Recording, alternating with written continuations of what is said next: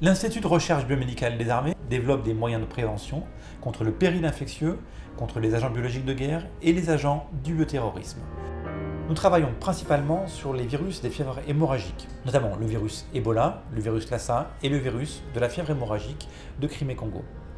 Ces projets sont à différentes phases d'avancement, mais nous travaillons uniquement sur des projets à des phases précliniques. Les vaccins ont toujours constitué le premier moyen de prévention des maladies infectieuses dans les armées. Il s'agit du moyen de prévention le moins coûteux et le plus facile à administrer. Historiquement, il a été adopté dès le début par les armées.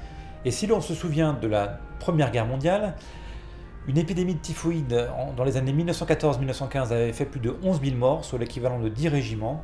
Et cette épidémie ne fut vaincue que grâce à une vaccination qui a été développée par les laboratoires du Val-de-Grâce en collaboration avec l'Institut Pasteur de Paris. Le paludisme est un réel problème pour les forces armées. Entre 2012 et 2014, nous avons déploré plus de 964 paludismes. En 2017, nous avons encore déploré un mort dû au paludisme dans les armées. Il est donc vital de développer des moyens de prévention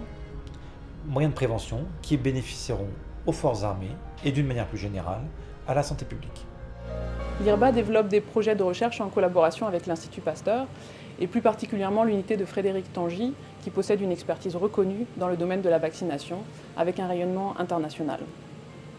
L'Institut Pasteur est le berceau de la vaccination et il est donc tout naturel que l'IRBA s'appuie sur ses compétences anciennes et solidement acquises dans ce domaine pour développer des vaccins contre des pathogènes d'intérêt pour les forces, le paludisme, Zika ou encore Ebola.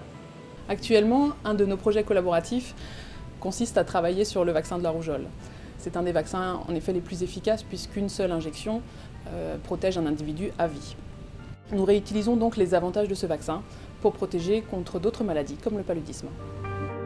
Les militaires sont vaccinés à l'incorporation et lors de leur visite médicale d'habitude. L'ensemble de ces vaccinations répond à un calendrier vaccinal et ces calendriers vaccinaux sont adaptés notamment pour induire une protection optimum en opération extérieure. En se vaccinant, on se protège, mais on protège aussi ses collègues et sa famille. La vaccination est donc un acte individuel, mais c'est aussi un acte altruiste au sens plus large.